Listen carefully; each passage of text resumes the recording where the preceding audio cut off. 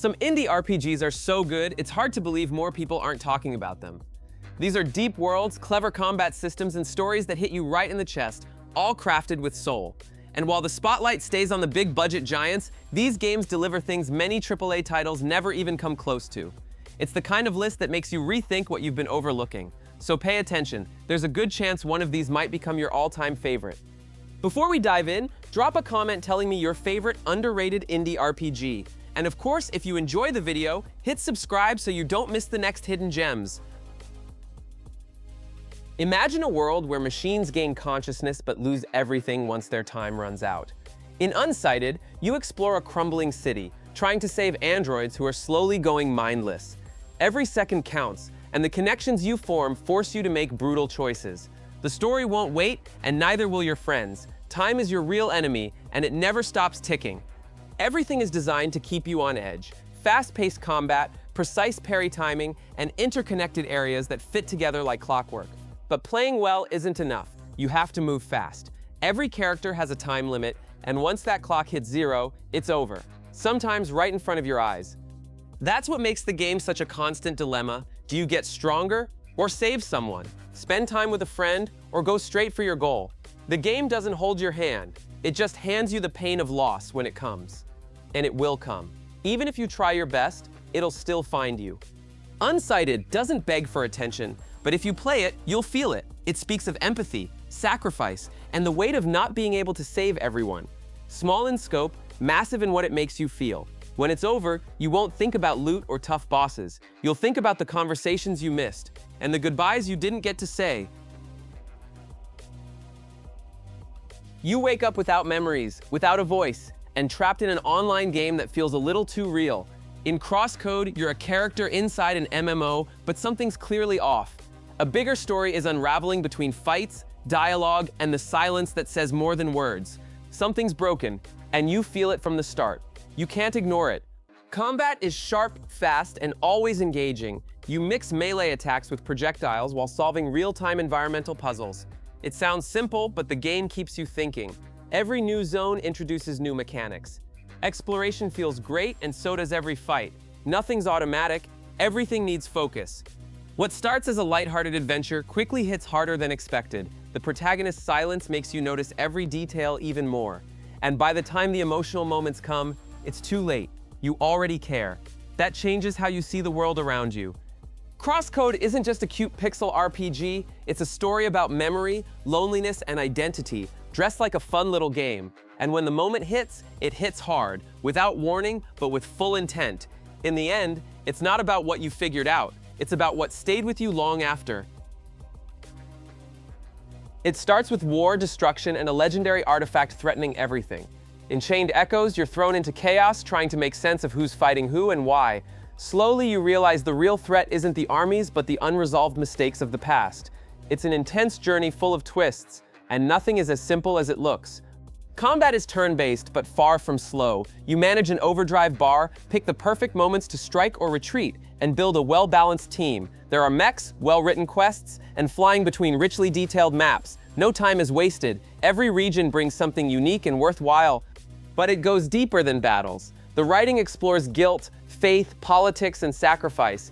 Every character carries doubts, burdens, and stories that break the perfect hero mold. And when one of them falls, it hurts, not because of stats, but because of the journey that led there. The world feels alive and fragile. Chained Echoes might look like a love letter to old-school RPGs, but it's not nostalgia that drives it, it's heart. You can feel the care in every pixel, every line, and when it ends, you realize you didn't just play another indie RPG. You played something that stayed with you. Something you might never fully explain, only feel. The world is falling apart. Cities are being swallowed by a strange substance, and in the middle of it all, a man and a girl travel by train, trying to find some meaning. Eastward starts simple, but quickly reveals a bizarre world full of eccentric characters and growing secrets. Every town hides something, and you feel it. Something is always...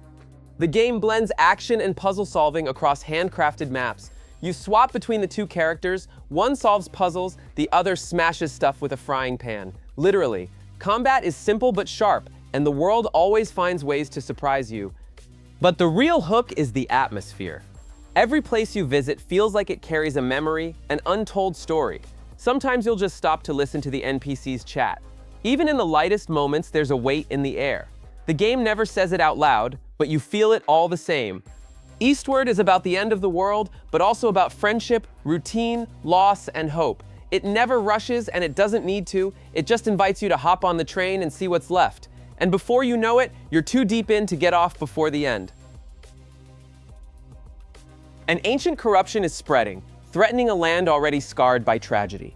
In Children of Morta, the story follows an entire family of warriors, each with their own fighting style, personality, and emotional weight. And despite all the fantasy, everything revolves around one very real theme: protecting the ones you love at any cost. You play as different family members, each with unique mechanics. One uses a sword, another a bow, another casts magic. Every run changes something. Progress is shared. No one carries the burden alone. The whole family fights together. That makes every death hurt more, and every win feel like true relief. Between battles, you return home, literally. And that's where the real heart is. Dinner scenes, quiet chats, even a moment of silence on the couch. These small moments break the wall between player and character. You begin to care more about what happens at home than in the dungeons, and that's exactly what the game wants. Children of Morta is about combat, yes, but it's also about unity, loss, and courage. You won't just remember the hard levels, you'll remember when someone got sick, when a child started training, when everything was falling apart and no one gave up, not even once. Two children are born with the power of the sun and moon. Together, they're trained to face an ancient threat, threatening to unleash horrors long forgotten. In Sea of Stars, you embark on a mystical journey full of color, poetry, and turn-based battles that carry rhythm and weight. It looks classic, but it's far more modern than it seems. Combat takes cues from old-school RPGs, but with a faster pace. Timing your button presses boosts attacks or blocks, and that gives every battle real energy. Exploration is open, with climbing, swimming, and secrets tucked everywhere. Every detail feels handcrafted. You'll want to inspect every corner, but what really stands out is how the game balances lightness and depth. There's humor, chill moments, but also scenes that catch you off guard. The music enhances the feeling of a world that truly breathes. Every new area feels made to charm both your eyes and your heart. Sea of Stars doesn't try to reinvent the genre, it simply proves you can still make something full of love, patience, and soul. It reminds you why you fell in love with RPGs in the first place. And when it ends, what stays isn't just the story, it's the feeling of being part of something beautiful. A magician trapped inside a cursed mirror, fighting to escape a palace that keeps shifting. That's the absurdly fun setup of Dandy Ace. You play as a stylish illusionist, dodging traps laid out by a jealous rival. The game's full of color, rhythm, and sarcasm, but don't let the tone fool you. It demands your focus. Gameplay is classic roguelite, with randomized rooms and fast-paced combat. You build your loadout using magical cards. Each combination changes everything. Explosions, dashes, shields, bouncing attacks. It forces you to experiment, fail, and try again. And it's addicting. Even with the comedy vibe, it's deeply satisfying to feel your skill grow. You start clumsy, die a bunch, and suddenly you're clearing rooms without taking a hit. That sweet learning curve rewards persistence, and the upbeat soundtrack keeps the action moving strong. Dandy Ace might look like just another flashy roguelite, but it's got charm. It's quick, clever, and not shallow. And when you finally beat that boss who wrecked you 3 runs in a row, the victory yell is real. You earned it with magic and pure stubbornness. Would you do anything to bring someone back? Sword of the Necromancer takes that question to its limit. A young woman carries the body of the one she loves into a forbidden crypt, hoping to use a legendary blade to resurrect the dead.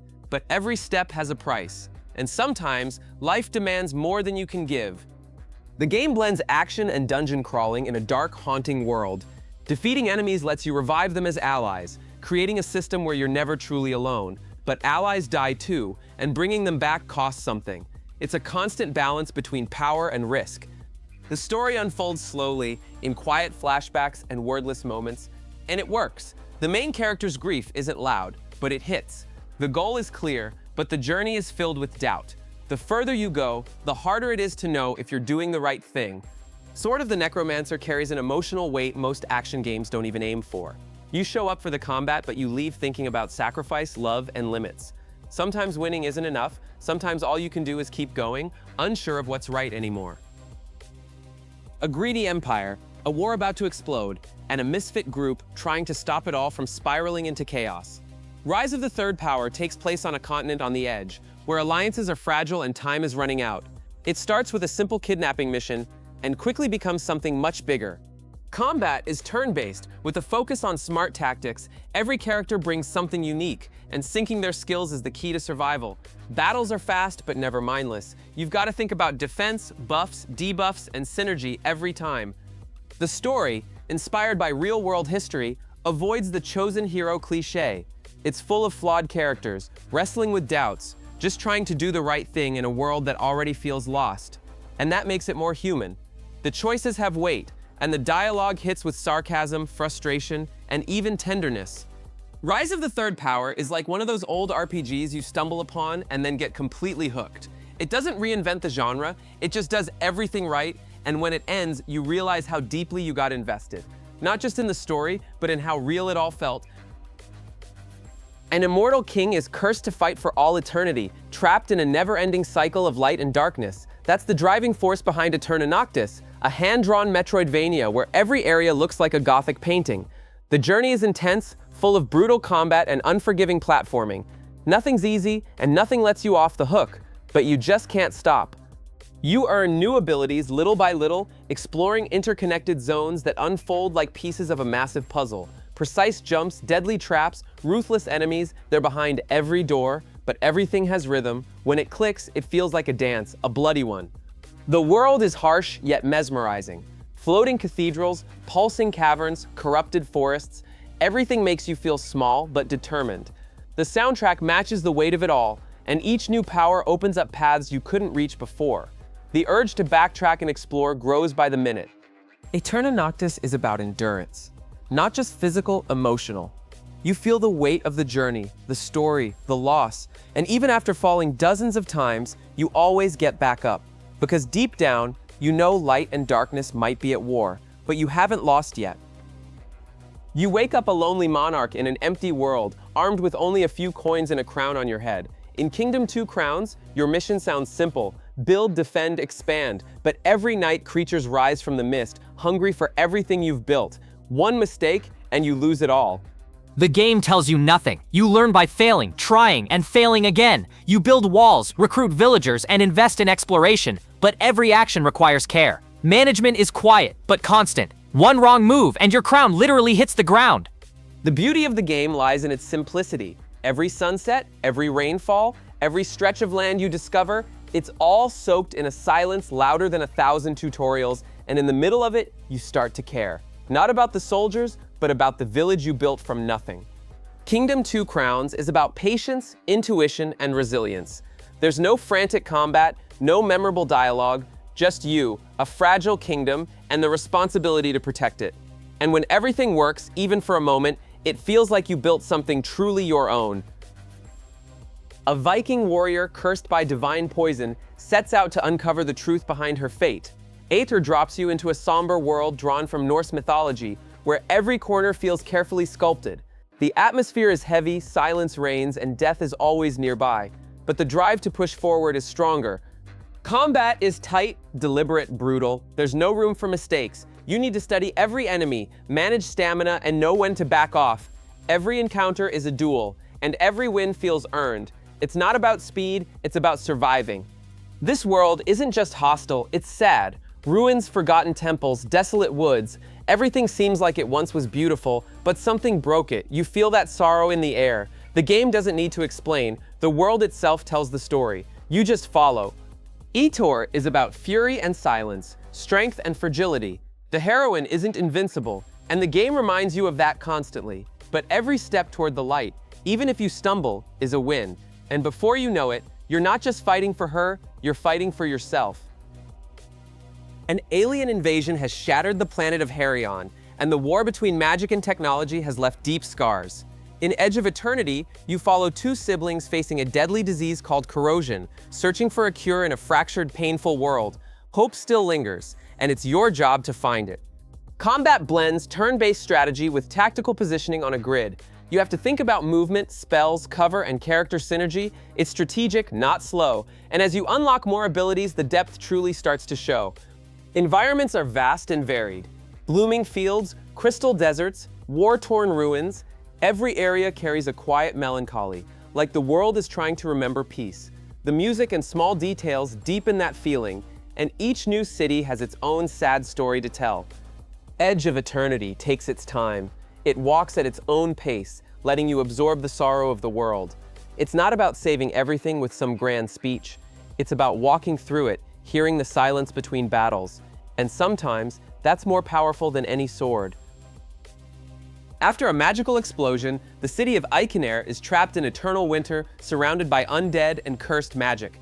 In Vambrace, Cold Soul, you play as a stranger with a magical bracer, possibly the only artifact capable of lifting the curse. But no one wants you there, and every step is met with doubt. The game blends turn-based exploration with roguelike elements. You build parties with different classes, venture into frozen zones, and try to survive. But you always lose something. Every run is risky, and every safe return feels like a miracle. The art is hand-drawn, with dark lines that match the cold, oppressive vibe. But what really hits is the constant sense of fragility. These aren't invincible heroes, just people struggling against hunger, cold, and madness. Vambrace is brutal, but honest. It doesn't pretend a magic sword can fix the world. It shows how hard it is to try when everything's against you, and yet you keep going, because maybe, just maybe, there's still a chance to change everything. You wake up exiled in a vibrant purgatory where the lost are cast away. In Pyre, your only shot at freedom is through sacred rituals called the rites, mystical battles held in symbolic arenas. But there's a catch. Not everyone can be saved, and you'll have to choose. Combat is unlike anything else. It feels like a sport, but it's pure RPG at heart. You control a trio of exiles, each with unique abilities, trying to score against a sacred flame, but behind every match lies a deeper story. Winning can mean losing someone forever. What hits hardest in Pyre are the choices. Freeing a strong ally weakens you. Leaving someone behind hurts, and the game makes you feel it, quietly. Between matches, there are conversations, confessions, memories. Every character carries pain, and you carry it with them. Pyre is about sacrifice, redemption, and faith. In a world where nothing's guaranteed, you don't fight for glory, you fight for one more chance. It's a game where losing doesn't mean failure, it means moving on. And sometimes that means more than any flawless win. You wake up alone on a cursed island, lost and surrounded by twisted creatures. In Salt and Sanctuary, the world is dark, silent, and merciless, full of caves, temples, and hidden horrors. The story is fragmented, told through item descriptions and locations that speak for themselves. The island's past is buried in blood and salt, and you have to keep moving, even if nothing makes sense. Gameplay is heavy, demanding, and brutal. A 2D Souls-like where every strike matters and every mistake can cost you everything. Weapons feel weighty, enemies are relentless, and progress is slow, but each victory feels earned, and over time you start mastering what once crushed you. The art style is dark, blending the grotesque with the beautiful. Bosses look like nightmares, and areas resemble eerie paintings. The silence between fights adds to the tension, and when a new church or faction appears, things only get more complex. In this world, nothing is simple. Not faith, not war. Salt and Sanctuary is all about endurance. Even when everything feels lost, even when you're unsure why you're still fighting, it doesn't offer comfort, but it rewards those who persist. You won't leave the same, you'll be stronger, marked in ways no lighthearted game could ever manage. A sun that never sets, a frozen land, and two struggling peoples trying to survive the end of the world. The Banner Saga Trilogy throws you into a melancholic Norse tale where every choice reshapes your caravan's fate. You're a leader, a parent, a warrior, and sometimes you must choose who lives and who dies. No time to second guess. Combat is turn-based on a grid, focused on positioning and managing limited resources. But what really hits is the journey. Supplies run out, allies question your choices, and random events test your morals. You can't please everyone, and trying might get you all killed. Its art style is striking, like an old animated film, but with emotional weight. The music is somber, the dialogue is raw, and the characters feel real. You don't play as perfect heroes, but as people just trying to hold on to their dignity as the world falls apart. The Banner Saga is about sacrifice, about pushing forward without knowing if it's worth it, and carrying the weight of every decision. When it ends, you don't just remember the story, you remember the ones you lost along the way. and how they changed you. In a newly discovered continent, a noble sets out to find a cure for a deadly plague, leaving behind a crumbling city. In GreedFall, you arrive in a living land filled with magic, tribal traditions, monsters, and political tension. But nothing's simple. Every favor has a cost, every alliance a consequence, and you constantly feel like you're walking on sacred and dangerous ground. Combat blends action with tactical pause, letting you build varied loadouts. Magic, blades, firearms, you can mix it all. Conflicts can be solved through diplomacy, stealth, or straight-up fights. But the heart of the game lies in conversations, choices, and the role you decide to play. The clash between settlers and natives is thick with tension. There's no purely right side, just different truths. And that makes every decision heavier. You can try to stay neutral, but the world won't wait. Someone will always pay the price for what you choose. GreedFall is about positioning, not just in battle, but politically, spiritually, and morally. You shape your story, but never escape the consequences. And when you look back, you'll see the game never gave you full control, just the chance to try and do what's right in a world where that's rarely clear.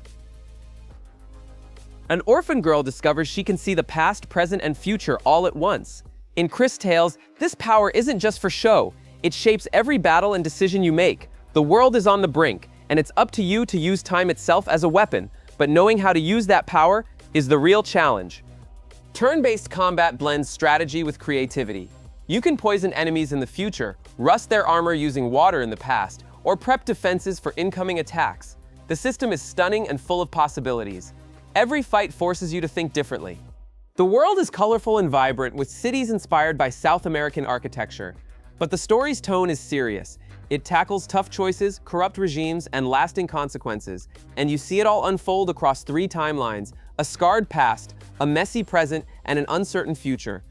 Cris Tales is a story of growth, choice, and loss. Beautiful on the surface, filled with tough dilemmas underneath. You're not just a heroine, you're a bridge between what was and what could be. And when it ends, one question remains: would you have done it all the same if you knew how it'd end? The world has collapsed. A spell meant to end the war destroyed almost everything, unleashing monsters that now surround the last human cities. In the last spell, you defend one of those cities with what little remains, trying to keep the final ritual alive, but every night is a massacre. Combat is turn-based, with dozens of enemies charging at once. You place archers, mages, knights, build barricades. Still, it never feels like enough. The game wants to break you, but also see how long you can last. It gives you just enough to survive. At dawn, you rebuild what you can.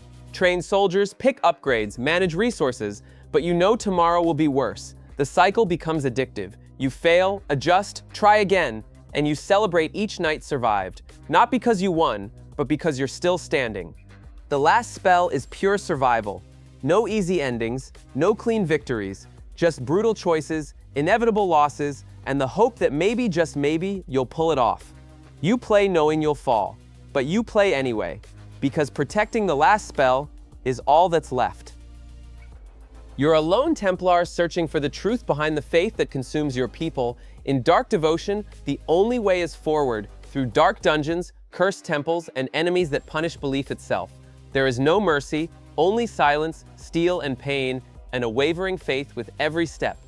Combat is heavy and deliberate. You have to read enemy patterns, pace yourself, manage stamina. Mistakes are punished hard. But the reward? One more room cleared, one new shrine reached. Each fight feels like a blood-stained prayer. The atmosphere suffocates. You won't understand things right away. You'll find fragments, uncover sins, question everything, no easy answers. Just a journey where each item, decision, and sacrifice shapes or shatters your beliefs. Dark devotion doesn't offer glory. It offers penance. You fight, bleed, and carry on for something you're no longer sure you believe in, but you keep going. Because sometimes, the point isn't certainty. It's the strength to keep walking through the dark. In a world consumed by corruption, where even trust can be bought, Griftlands puts you in the shoes of a mercenary trying to survive. But strength isn't your only weapon. Words matter just as much as fists. And every choice shapes not just your fate, but who's still with you when things get ugly. Combat is split between physical fights and persuasive arguments. Literally, you can win with a blade or win debates like card duels. Both systems use different decks that evolve over time. Strategy is key, whether you're brawling or bluffing.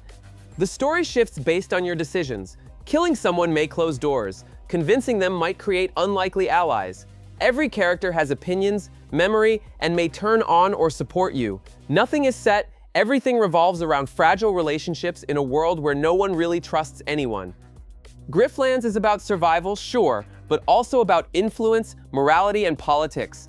Sometimes, winning a fight costs less than winning an argument, and in the end, your greatest weapon is how you choose to use your voice.